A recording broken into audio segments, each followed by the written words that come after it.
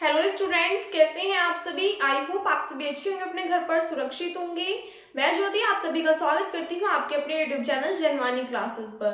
तो आज की इस क्लास में हम डिस्कस करने वाले हैं बीएससी फर्स्ट सेमेस्टर का मैथ्स का पेपर सॉल्यूशन।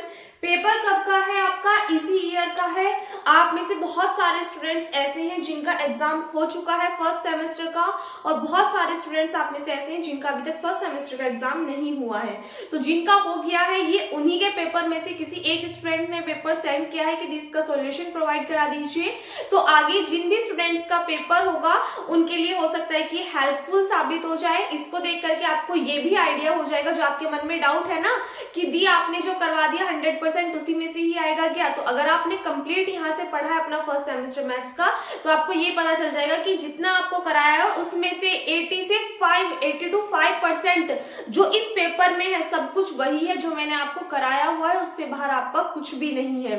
तो एक बार क्वेश्चन पेपर देख लीजिएगा, इसी ईयर का क्वेश्चन पेपर है। तो जिनके एग्जाम कल को है 23 में है, या फिर उसके बाद में, या फिर जिनकी अभी तक डेट नहीं आई है, सभी के लिए हेल्पफुल होने वाला है। तो देखिएगा, फर्स्ट क्वेश्चन आपके सामने लिखा हुआ है, discuss the existence of limit x tends to 0 e to the power 1 upon x minus 1 divided by e to the power 1 upon x plus 1। Question है आपका शॉर्ट क्वेश्चन, और इसमें आपसे पूछा है कि ये जो फंक्शन आपको दिया हुआ है जिसकी लिमिट टेंड कर रही है, x किस पे टेंड कर रहा है, 0 पर। तो इससे क्या करना है, एग्जिस्टेंस पे डिस्कस करना है कि इसकी लिमिट एग्जिस्ट करेगी या नहीं करेगी। अब बुक का जो नेम है वो है, आपकी दो बुक्स हैं। फर्स्ट बुक है differential calculus and second book है इंटीग्रल कैलकुलस। ये आपको पता ही होगा। टोटल 100 मार्क्स का आपका पेपर होता है, जिसमें से कि 75 मार्क्स का आपका थ्योरी का पेपर होता है, 25 मार्क्स का आपका प्रैक्टिकल होता है। तो ये जो मैं आपको करा रही हूँ, ये 75 मार्क्स का आपका थ्योरी वाला पेपर है। तो इसके अकॉर्डिंग आप मान के चल सकते हो कि 70 प्लस आप इजीली गेन कर सकते थे इसमें से, और 75 के 75 भी। क्यों? क्योंकि बहुत सारे क्वेश्चन ऐसे जैसे कि मान लो दो क्वेश्चन दे दिए और दो में से आपको क्या करना है, कोई सा एक पार्ट करना है, तो वो एक पार्ट आपको 100% कराया हुआ है। सिर्फ एक या दो क्वेश्चन ऐसे लगेंगे पूरे पेपर में जो मैंने आपको नहीं कराए हैं, ठीक है। वो इसीलिए ही नहीं कराए थे, मुझे पता था कि आपके लॉन्ग में आएंगे तो उसको करने की कोई नीड भी नहीं, क्योंकि एक दो क्वेश्चन तो आपका बाहर से आ जाता है, देखो, ठीक है। अब इसमें क्या करना है, लिमिट के ऊपर डिस्कस करना है कि इसकी लिमिट एग्जिस्ट करेगी या नहीं। तो चैप्टर कौन सा है आपका, डिफरेंशियल कैलकुलस की बुक का लिमिट चैप्टर, और इसमें ही आपका एग्जांपल था। तो सबसे पहले हम क्या करते हो, इसमें लेफ्ट हैंड लिमिट निकालते हो, राइट हैंड लिमिट निकालते हो। अगर लेफ्ट हैंड लिमिट और राइट हैंड लिमिट दोनों कैसी आ जाती है, इक्वल आ जाती है, तो मीन्स लिमिट एग्जिस्ट करेगी। और अगर इक्वल नहीं आती है तो उसका मतलब क्या है कि लिमिट एग्जिस्ट नहीं करेगी। तो पहले हम निकाल देते हैं इसमें से राइट हैंड लिमिट। तो शॉर्ट में लिख दो या पूरा लिख दो, राइट हैंड लिमिट।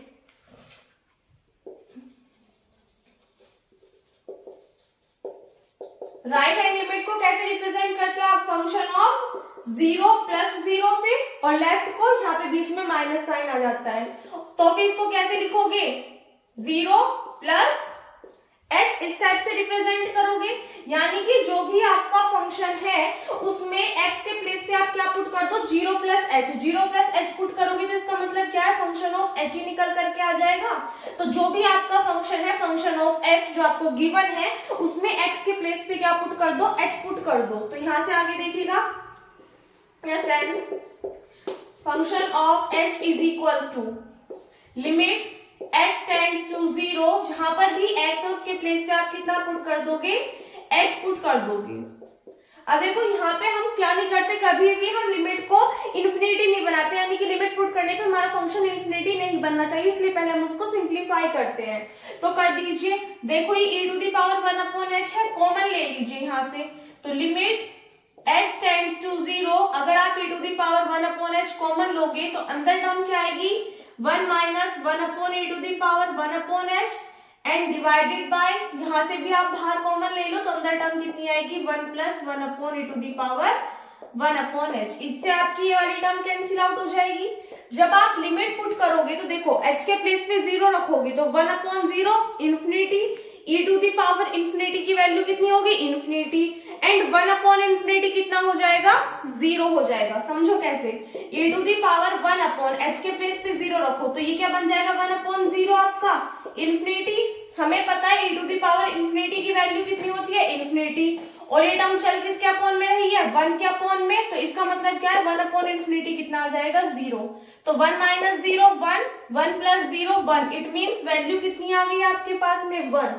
सो जो राइट हैंड लिमिट थी वो कितनी आई है 1।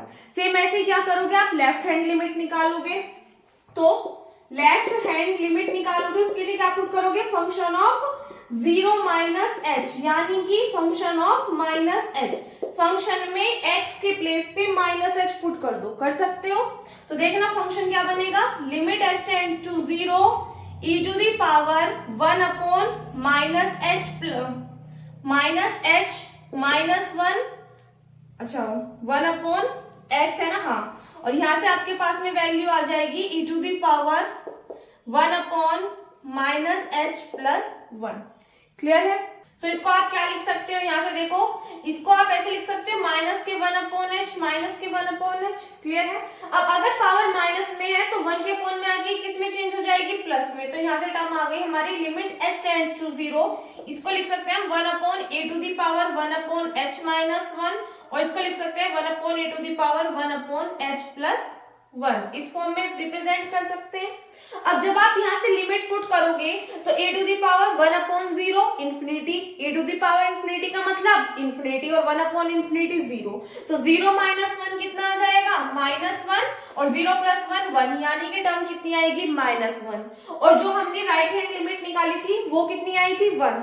तो क्या right hand limit left hand limit के सेम है, नहीं है, तो इसका मतलब क्या है कि यहाँ पर लिमिट एग्जिस्ट नहीं करेगी। लिख दोगे आप कि सिंस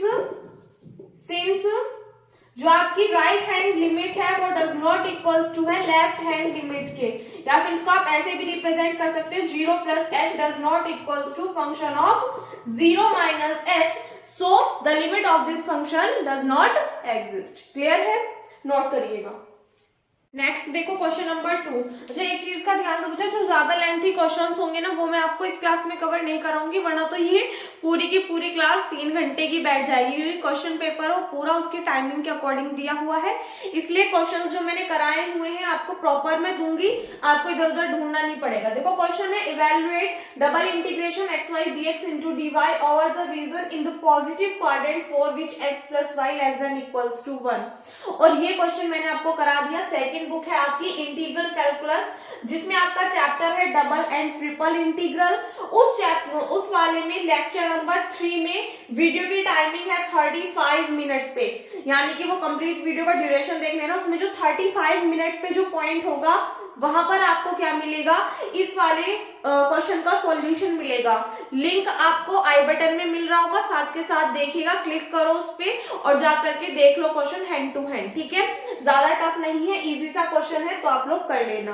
बाकी इस वाली वीडियो के डिस्क्रिप्शन बॉक्स में हर एक क्वेश्चन की टाइमिंग होगी, किस टाइम पे आपको कौन सा क्वेश्चन प्रोवाइड कराया हुआ है, तो वहां से भी देख सकते हो आप। ठीक है, तो ये वाला क्वेश्चन हो गया। इसके बाद में नेक्स्ट क्वेश्चन देखोगे, इसके बाद में नेक्स्ट देखो क्वेश्चन नंबर 3 आपके सामने है, इसको सॉल्व करोगे।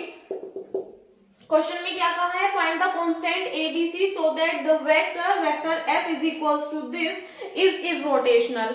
अब कोई भी अगर आपको वेक्टर फंक्शन दे दिया तो वो इररोटेशनल कब होता है, बताओ। आपको दो कंडीशन बताई थी, आपका चैप्टर आई थिंक ये ग्रेडियंट, डाइवर्जेंस और कर्ल वाले से क्वेश्चन होगा, तो इसमें मैंने आपको दो टर्म बताई थी, इररोटेशनल और एक दूसरी कौन सी थी, सोलेनोइडल की। तो इररोटेशनल आपका फंक्शन कब होता है, अगर कर्ल f आपका किसके इक्वल आ जाए, 0 के इक्वल आ जाए। अगर डाइवर्जेंस आएगा तो वो सोलेनोइडल होगा, और अगर कर्ल किसके इक्वल आ जाए, 0 के इक्वल आ जाए, इट मींस फंक्शन कैसा हो जाए, वेक्टर कैसा हो जाएगा आपका, इररोटेशनल हो जाएगा। तो कंडीशन आपको पता है, इजीली कर सकते हो, शॉर्ट में करा रही हूँ, लॉन्ग में आपको बिल्कुल नहीं कराऊंगी। कर्ल f का मतलब क्या है, यहाँ पे देखो ये फंक्शंस किसके हैं, एक तो आप बनाओगे किसके लिए, i, j और k के लिए, क्या बनाओगे, डिटरमिनेंट, और डिटरमिनेंट को आप सोल्व कर लोगे। कर्ल f किसके इक्वल होता है आपका, vector i, vector j, vector k। तो कर्ल के लिए क्या लिखोगे, del upon del x, del upon del y, del upon del z। यहां से देखो वेक्टर i का कोफिशिएंट कितना है, x plus 2y plus az। Vector j का कोफिशिएंट क्या है, यहां से देख लेना, ये यहाँ पे लिख रही हूं मैं, bx माइनस 3y माइनस के z। और वेक्टर के का कोफिशिएंट क्या है आपके पास में 4x plus cy plus 2z। अब देखो, अब आपको ना समझने में प्रॉब्लम नहीं आएगी, मैंने इस टाइप से लिख दिया, ठीक है। अब यहाँ पे देखो, पहले आप सभी पे डिटरमिनेंट सॉल्व करना आता है। अगर हम वेक्टर आई के लिए लेंगे तो वेक्टर आई क्या लेंगे आप, ये आपका जिस कॉलम में आ रहा है जिस रो में आ रहा है उसको छुपा लो, बाकी दोनों टर्म्स की क्या कर दोगे आपस में क्रॉस मल्टीप्लाई, तो इसकी इसमें मल्टीप्लाई करोगे तो इसका मतलब क्या है, देखो कि डिफरेंशिएशन हो रहा है पार्शियली किसके रिस्पेक्ट में, y के रिस्पेक्ट में। तो इस फंक्शन का जब आप y के रिस्पेक्ट में पार्शियली डिफरेंशिएशन करोगे तो x और z को ऐसा कांस्टेंट की तरह ट्रीट करोगे, तो y का डिफरेंशिएशन कर दोगे 1 आ जाएगा, तो यहाँ से आपके पास में क्या टर्म आएगी c। फिर बीच में माइनस साइन लगाते हो, इस टर्म की इसमें मल्टीप्लाई करोगे, इसका मतलब क्या है कि पार्शियली डिफरेंशिएशन हो रहा है z के रेस्पेक्ट में, तो इसका मतलब x और y को तो कांस्टेंट की तरह ट्रीट करोगे और कांस्टेंट का डिफरेंशिएशन 0, तो z का डिफरेंशिएशन करोगे कितना हो जाएगा 1, तो यहाँ से टर्म आएगी -1, तो माइनस माइनस +1 हो जाएगा, प्लस वेक्टर j की वैल्यू निकालोगे आप। अच्छा देखो एक चीज बताओ, यहाँ पे प्लस साइन होता है फिर माइनस और फिर प्लस, तो फिर माइनस साइन वेक्टर j। अब ये आपका जिस कॉलम में आ रहा है और जिस रो में आ रहा है उसको छुपा लो, तो इस टर्म की मल्टीप्लाई इसमें और इसकी इसमें करोगे, ये इसका मतलब क्या है कि x के रिस्पेक्ट में पार्शियली डिफरेंशिएशन इस फंक्शन का होगा जब आपस में मल्टीप्लाई होगी, तो x का कर दोगे 1, तो यहाँ से टर्म कितनी आ जाएगी 4, ये दोनों तो 0, उसके बाद में इस टर्म की इसमें मल्टीप्लाई करोगे तो इसका मतलब क्या है कि पार्शियल डिफरेंशिएशन हो रहा है z के रिस्पेक्ट में, तो z का करोगे तो 1, तो यहाँ से कितना आ जाएगा a, वो भी माइनस साइन के साथ में। उसके बाद में प्लस साइन वेक्टर के, अभी आपका जिस कॉलम में और जिस रो में आ रहा है उसको छुपा दो, तो इसकी इसमें मल्टीप्लाई इसकी इसमें मल्टीप्लाई, बीच में माइनस साइन, पार्शियल डिफरेंशिएशन कर दो x के रिस्पेक्ट में, तो x का डिफरेंशिएशन 1, तो यहाँ से टर्म आएगी b, माइनस साइन इसके इसमें मल्टीप्लाई करोगे तो y के रिस्पेक्ट में पार्शियल डिफरेंशिएशन करोगे, तो यहाँ से कितना आ जाएगा 2 आ जाएगा, कितना आ जाएगा 2 आ जाएगा, वो भी कैसे माइनस के। तो ये तो आपके पास में वैल्यूज आ गई, ये किसकी वैल्यू आई, कर्ल f की। हमें क्या पता है, आपको क्या करना है, फाइंड करनी है a b और c की वैल्यूज, अगर ये कैसा है फंक्शन, इररोटेशनल है, तो we know that the vector f is irrotational if irrotational कब होता है, जब कर्ल f किसके इक्वल होता है, 0 के इक्वल होता है, तो इसको आप किसके इक्वल पुट करोगे, 0 के पुट कर दोगे equal, vector f c+1 minus vector j 4 minus a plus vector k b-2 और इज इक्वल्स टू में 0 पुट करोगे। सो एक बार यहाँ से इधर देखिएगा, अब ये जो टर्म्स आई है इसमें अगर आप वेक्टर i इंटू c+1 को 0 के इक्वल पुट करोगे तो c+1 किसके इक्वल आएगा, 0 के, इट मीन c की वैल्यू कितनी आ जाएगी, -1 आ जाएगी। सेम यहाँ से अगर नेक्स्ट टर्म है आपकी minus vector j 4 minus a, इसको आप 0 के इक्वल पुट करते हो तो यहाँ से 4 माइनस a किसके इक्वल आएगा, 0 के, इट मीन्स 4 किसकी वैल्यू आ जाएगी, a की, तो a की वैल्यू कितनी आ गई 4। एंड लास्ट टर्म है आपकी वेक्टर के इंटू b-2, जब आप इसको 0 के इक्वल पुट करोगे तो b-2 is equals to 0, it means b की वैल्यू कितनी आ जाएगी 2 आ जाएगी। तो ये सभी क्या आ गए, आपके आंसर आ गए, ठीक है। तो याद रखनी आपको छोटी छोटी चीजें, ये भी क्वेश्चन कराया हुआ था बट आप लोग पता नहीं नोट्स नहीं प्रिपेयर करते हो, क्या नहीं करते, नोट करे हो। के बाद में नेक्स्ट देखो क्वेश्चन नंबर 4 क्या है, find the envelope of the straight line y is equals to this the parameter being m। तो ये कौन सा चैप्टर है आपका, एनवलप फाइंड आउट करना है, यानी कि एनवलप, इवोल्यूट्स एंड इनवोल्यूट्स वाला chapter differential equations, differential calculus वाली बुक से।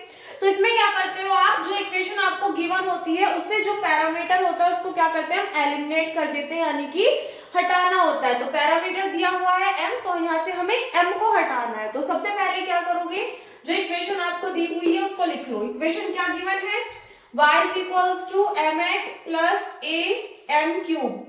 क्या कर दो, इस वाली इक्वेशन का डिफरेंशिएशन कर दो, किसके रेस्पेक्ट में, पैरामीटर यानी कि m के रेस्पेक्ट में। इसको राइट कर लेना equation first on equation first with respect to m।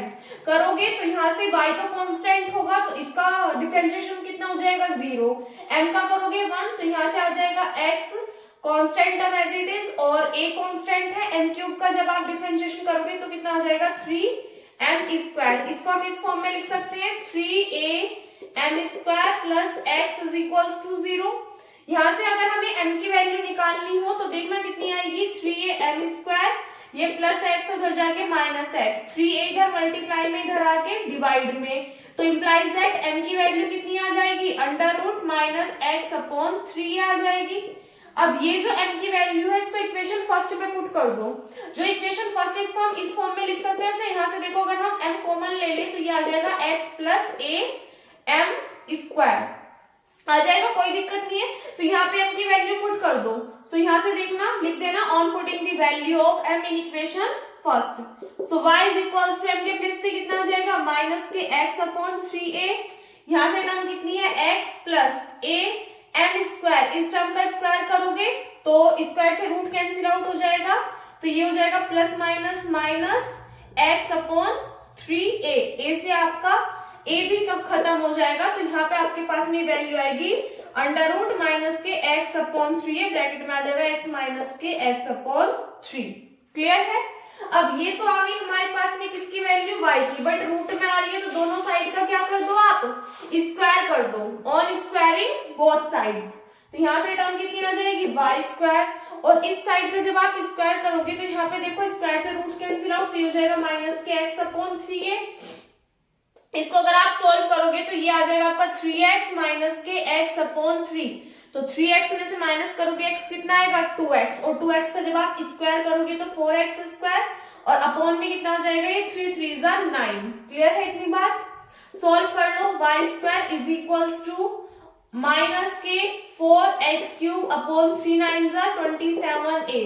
इसकी इधर मल्टीप्लाई कर लो तो 27a y square is equals to minus के 4x क्यूब, और ये क्या आ जाएगा आपका, इसमें आंसर आ जाएगा जो कि हमें फाइंड आउट करना था, क्योंकि इसमें से आपका पैरामीटर रिमूव हो गया। एक बार मैं आंसर चेक कर लूं, नोट करिएगा आप लोग इतने।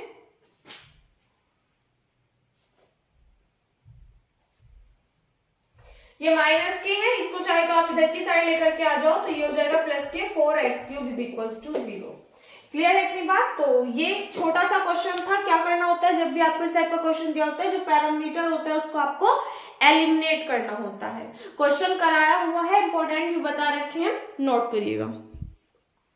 चलिए इसके बाद में आगे क्वेश्चन देखना, ज्यादा लेंथी क्वेश्चन है तो वीडियो में कराऊंगी, ज्यादा कवर हो जाएगा, तो एक बार मैं आपको लिंक जो है आई बटन में दे दूंगी, आप वहां से देख लीजिएगा सभी क्वेश्चंस। क्लियर है।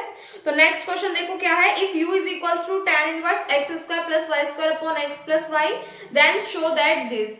तो ये किसका है, आपका पार्शियल डिफरेंशिएशन वाला चैप्टर है, उससे इस क्वेश्चन को आप कवर कर लोगे।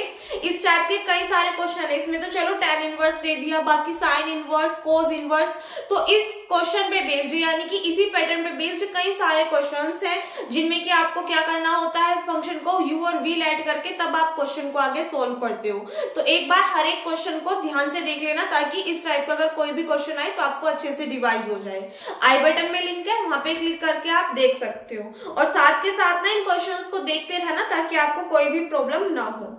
इसके बाद में नेक्स्ट क्वेश्चन देखो क्या है, right the statement of Rolle's theorem. मतलब रोलेस थ्योरम हो गई, लैग्रांजेस थ्योरम हो गई, कॉची मीन वैल्यू थ्योरम हो गई, सभी थ्योरम आपकी इंपॉर्टेंट है, सभी आपको अपनी अच्छे से कवर करनी है। ठीक है, कोई भी थ्योरम आपको नहीं छोड़नी है। और रोलेस थ्योरम जो है ये और इसका रोलेस थ्योरम और इसके साथ में ही इसी चैप्टर में लैग्रांजेस थ्योरम, दोनों थ्योरम आपको अच्छे से कवर करनी है। प्लस इनका प्रूफ भी आपको करना है, क्योंकि इनके क्वेश्चन पेपर में ओनली स्टेटमेंट आया, बट जरूरी नहीं है आपके में स्टेटमेंट आए, हो सकता है लॉन्ग क्वेश्चन में स्टेटमेंट के साथ प्रूफ भी आ जाए। काफी इंपॉर्टेंट थ्योरम्स हैं, तो दोनों करनी है। और अगर आपसे इससे कहे कि इसका ज्योमेट्रिकल इंटरप्रिटेशन दीजिए तो आपको देना है, अदरवाइज सिर्फ इसका प्रूफ करके आप छोड़ दोगे। ठीक है, लिंक आई बटन में है, कंप्लीट आपको थ्योरम दोनों कराई हुई है, वहां से एक बार चेक कर लीजिएगा। नेक्स्ट क्वेश्चन है, define limit superior of a sequence also give example.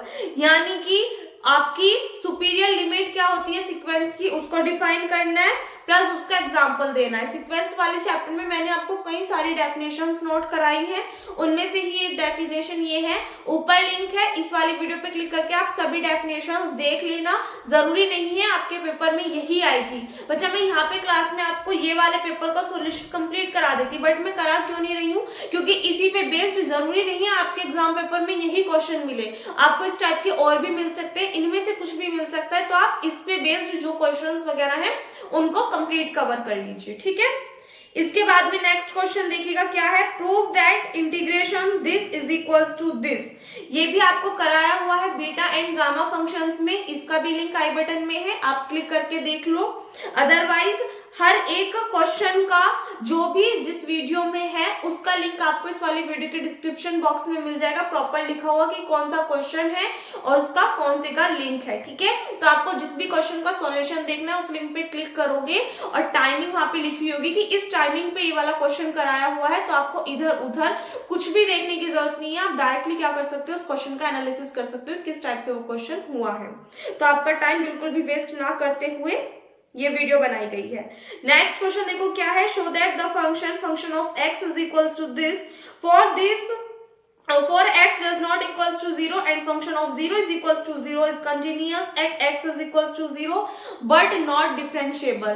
ये आपका बुक का एग्जाम्पल है, इसकी पीडीएफ में डाल दूंगी टेलीग्राम पर, टेंशन लेने की जरूरत नहीं है। टेलीग्राम आप में से जिन भी स्टूडेंट्स ने ज्वाइन नहीं किया हुआ है कर लेना, वो भी आपका जनवानी क्लासेस ही है, ठीक है। इसके बाद में नेक्स्ट क्वेश्चन देखिएगा क्या है, find the asymptotes of the curve x square upon a square minus y square upon b square is equals to 1। ये क्वेश्चन भी आप इजीली कर सकते हो, आई बटन में लिंक है, कराया हुआ है ये क्वेश्चन मैंने खुद ही क्लास में आपको, तो यहाँ से देख लेना किस टाइप से करोगे।